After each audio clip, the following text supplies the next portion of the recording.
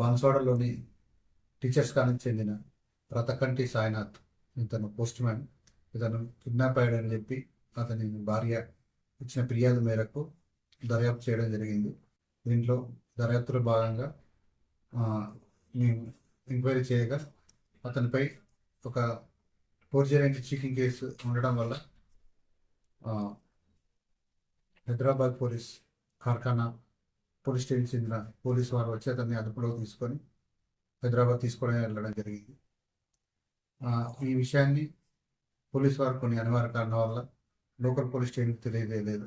ఇందులో మెయిన్గా అతనితో పాటు ఇంకొక అతని అనుచరుడు ఉండడం వల్ల అతన్ని తీసుకునే క్రమంలో వాళ్ళ రిలేషన్కి ఇన్ఫార్మ్ చేసి వెళ్ళడం జరిగింది. తర్వాత దీన్ని ఎంక్వైరీ చేయగా అతనిపై కార్ఖానా పోలీస్ స్టేషన్లో రీసెంట్గా కేసు నమోదైనట్టు తెలిసింది. దాంట్లో భాగంగా అతన్ని అదుపులోకి తీసుకొని ఈరోజు అరెస్ట్ చేశారు.